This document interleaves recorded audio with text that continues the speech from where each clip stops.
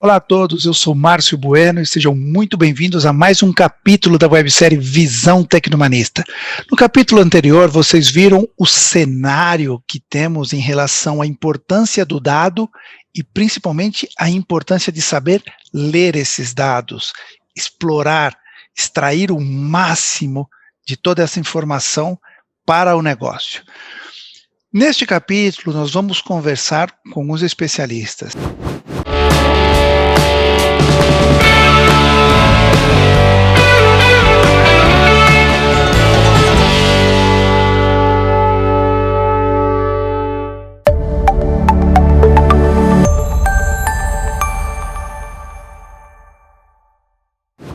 E o primeiro convidado é a Daniela Carvalho, ela é gerente de governança da Nepo, que é um dos parceiros, que é uma das empresas que fazem parte desse squad multidisciplinar que temos para desenhar a solução para o Leroy Merlin. Também temos o Eduardo Raboni, que é head de operações da BNSK, e vai participar desse bate-papo e conduzir isso aqui com a gente, para a gente ter a maior informação possível para levar para vocês. Me fala um pouquinho da tua experiência sobre a importância que você vê no dado hoje em dia nas empresas. Como a gente está na era da informação, né, a informação ela se dá por meio dos dados. E tudo que se torna digital se tornou dado. Então, a partir daí, assim, tudo que você faz, né, na internet, na rede, pode ser registrado, e você tem um potencial muito grande de obter informação, não só aquelas que foram, né, por entrada manual, mas aquelas identificadas. E aí a gente tem uma enorme massa de dados aí, principalmente gerada, né, pela internet, que muitos consideram, né, o novo petróleo, porque dali você pode buscar inferências, né, pode inclusive mudar o status quo de situações baseado nisso. Surgem aí problemas éticos também, né, da manipulação, né, porque da mesma forma que é fácil você obter, é fácil de você gerar dados, então você pode colocar ruídos, então esse monitoramento, né, ele é muito importante para que essa facilidade, né, não se transforme também em um problema. Então, é realmente algo desafiador e que permeia todas as áreas do conhecimento. No Data Literacy tem um negócio que para mim, esse é o pimentinha que eu queria colocar, que eu queria saber a opinião de vocês, que é o seguinte: me parece que a gente não tem claramente o que é estar letrado em dados. Eu sei o que é ser ágil, eu sei o que é, sei lá, responder a uma metodologia de projeto, eu sei o que é ser metódico, eu sei um monte de coisa. E aí eu estudo um jeito de chegar lá. No Data Literacy, é um negócio que literalmente eu não sei. Vocês acham que pode ter isso pela inovação do tema? Pode ter, sim, eu querer chegar num locus que eu não sei qual é ainda, aumentando a complexidade do problema? Eu acho que pode acontecer isso e pode acontecer também uma mensuração enviesada da questão. Porque você perguntar para mim, por exemplo, o que significa Data Literacy, eu vou dizer uma coisa, né, para o meu contexto e tal, para a minha necessidade, né, aqui da nossa empresa, por exemplo. Para a pessoa que é habituada a lidar com dados, que ela é um engenheiro de sistemas, né, um programador, ele vai dizer uma outra coisa. E esse programador, por exemplo, que vai dizer que a Data Literacy é X, ele pode desejar que pessoas que não têm a formação que ele tem queiram aquele nível de conhecimento. Quando às vezes isso não é compatível, né? Ou não só o nível de conhecimento, mas até assim, tenham talvez não o nível de conhecimento porque precisaria da formação, mas a pessoa não vai ter a manha, não vai ter as sinapses, a capacidade de ter assim, aqueles insights que ele tem, porque ele tem um fundamento de aprendizagem que as pessoas em geral não vão ter. Ele olha para uma coisa e ele consegue enxergar possibilidades que uma pessoa que não tem não vai conseguir enxergar. Então, além da questão de monitoramento estatístico, né, é importante perceber que cada área, cada cargo lá, né, função, possui necessidades diferentes, uma perspectiva diferente sobre os mesmos dados, né? Isso que é interessante. Então, se a pessoa não vir valor, ela não usa, ela boicota, e o boicote é simplesmente, às vezes, não entrar com o dado. Porque se você não entrar com dado, né, você não vai ter o que analisar. E isso aí também pode se tornar uma sobrecarga para as pessoas no dia a dia, né, que pode vir a ser um problema operacional. E aí que vem a automação beneficiar, né, que as questões de, assim, entrada por tempo, notificação, mudança de status, né, acaba sendo automático, não precisando depender, né, sensores, às vezes, depender da entrada manual de dados. Porque também não dá para eu exigir de uma pessoa que está lá no ponto, numa atividade operacional, que ela tenha um nível de entrega ou um nível de mindset de um CEO, de um executivo top, né, da empresa. São coisas diferentes, são demandas diferentes, necessidades diferentes, não apenas técnicas e cognitivas, mas também de fôlego socioemocional, de capacidade socioemocional para lidar com os desafios dela. A maioria ainda tem atividades, muitas vezes, que são muito mais responsivas do que proativas. Elas respondem a uma demanda que, então, o trabalho está claro para ela, o que ela tem que fazer. Mas, quando eu tenho dados para tomar uma informação, eu preciso de pensar sobre esses dados, correlacionar esses dados, interpretar esses dados. E mesmo que o sistema me entregue algumas orientações nesse sentido, ainda cabe a mim a responsabilidade pela decisão. Perfeito. E eu sempre fui acostumado a achar que quem está acima de mim é que tem essa responsabilidade, não eu. Então, o primeiro aspecto para a gente entender esse tipo de situação é entender que não adianta a aquisição técnica.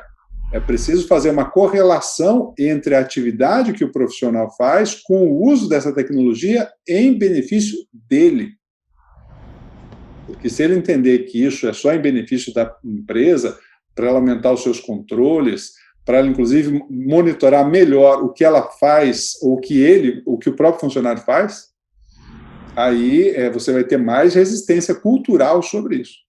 Porque a gente também vê isso nitidamente, quando o líder ele não é comprometido e defensor, né, conscientizando sobre a necessidade, tal, mostrando valor, não há tanta adesão.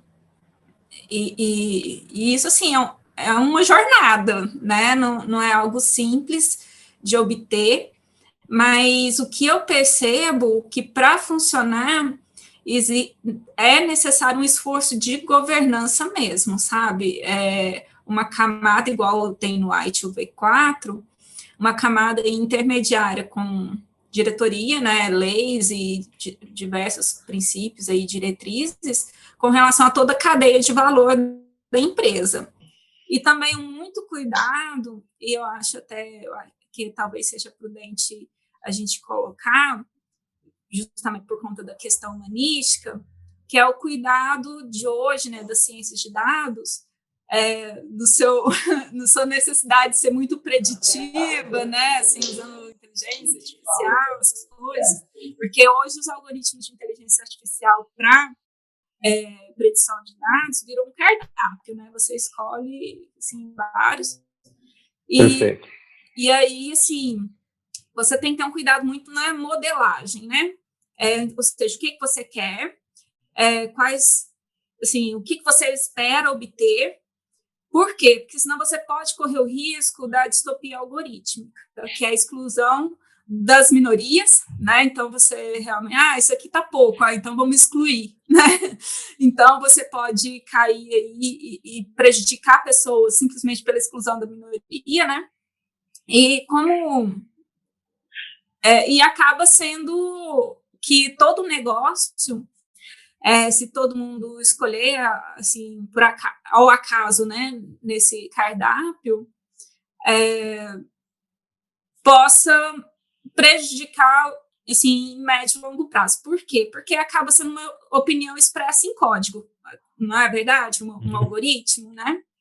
Então, a gente tem que se pautar muito pela base científica, né? Tomar cuidado com essas opiniões, e também permitir que, em algum momento, ela possa ser prescritiva, ou seja, ela ter ali uma base de conhecimento, e não só uma base de leitura, sabe? Isso, às vezes, conforme o profissional vai mexer muito na zona de conforto dele, às vezes, não é regra o que eu vou dizer, mas, eventualmente, aquele profissional que já está muito acostumado com um determinado tipo de trabalho e um tipo de desempenho, e ele tem que modificar isso.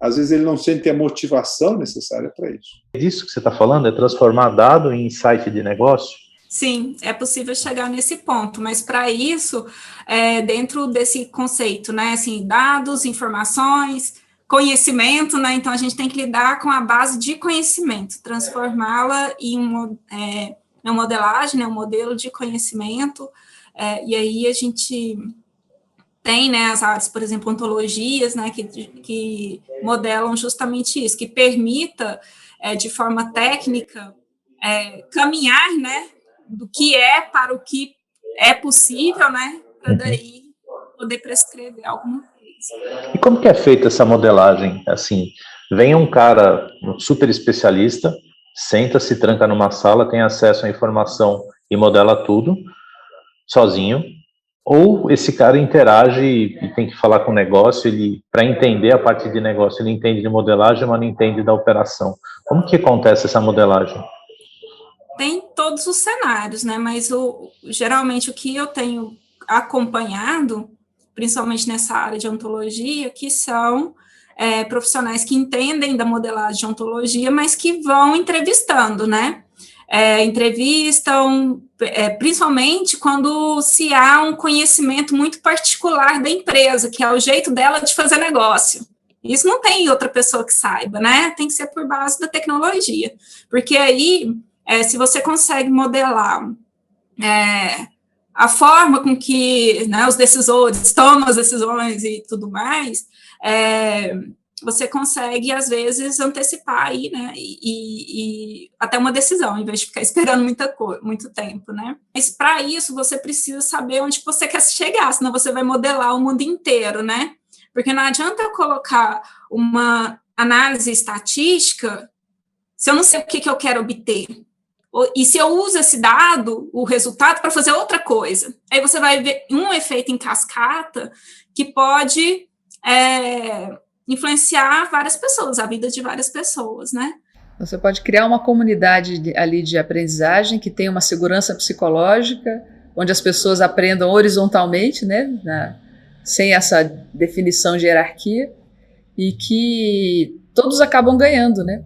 Você ganha com a experiência, ganha com a inovação, ganha com um approach mais ventilado, né, das pessoas que às vezes são sênior em ação, como diz o Rabone aí, né? Sênior no conhecimento, talvez não em idade, mas em outros aspectos, né? Se eles batem com o código que está aqui. Porque para a gente modificar a cultura, não dá para usar a fórmula da pipoca. Você precisa prototipar e você precisa ir no passo a passo, né? Para que haja uma aproximação entre a nova história e a história antiga. O ser humano ele tem necessidade dessa coerência dos passos. Olha, para você chegar no passo 4, tem o passo 1, 2, 3, 4. Agora entendi. Exato. Então, é preciso entender e diagnosticar, justamente, respeitar esse DNA da cultura, para que a gente possa dar os passos dessas adaptações, dessas prototipagens, das pivotagens no meio caminho aí. Caminho, né? Não é simples, então só com uma colaboração mesmo de fazer pensar nessa questão mais social, né? Da consequência disso, né? De como trazer as pessoas como defensoras, porque isso pode ser uma proteção e como também, né, pode ser algo ruim, né, mas ela só realmente consegue ser uma defensora se ela perceber valor, isso aí é fato, né, e para perceber valor a gente precisa entender como ela trabalha, né? Não é uma coisa que é imposta, né? A gente tem que tomar muito cuidado com isso, e aí a gente parte, né, muda a perspectiva, né, como que as coisas acontecem, né, e começa a ter uma pesquisa mais estruturada sobre esse viés. Super obrigado, viu, Daniela? Foi muito legal o bate-papo. Obrigada. Nada, eu te agradeço. Valeu, bom dia, um abraço a todos. Tchau. Tchau. Agradeço muito o tempo e a disposição de vocês. Está sendo uma experiência muito legal. Muito obrigado. O prazer foi todo nosso. Um grande abraço para vocês. Conhecemos hoje a visão de especialista, tanto da parte de tecnologia, como da parte de visibilidade e tratamento humano, né? Como que a gente faz o assessment da nossa cultura da empresa para montar o plano de ação de como fazer a ponte, né? Da onde a gente está até onde a gente quer chegar. Essa jornada tem sido muito legal e ter você com a gente é um dos principais ativos do processo. Muito obrigado e até lá. Até o próximo capítulo. Nepo, transformamos ideias em soluções tecnológicas. Software mental, um novo cenário exige pensar diferente. RCE Digital, conectando pessoas com inovação e tecnologia. Palo Alto Networks, líder global em segurança cibernética. Este programa é uma idealização e produção BNSK.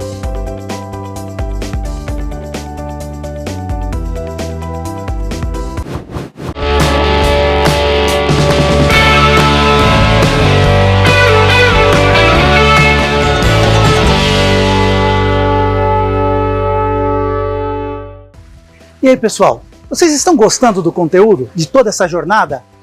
É importante para a gente saber a sua opinião. Deixe o seu comentário, eu quero saber o que você está pensando, se isso está sendo válido, se está agregando para você. E se você ainda não se inscreveu, inscreva-se no canal e ative o sininho para receber as notificações dos próximos vídeos.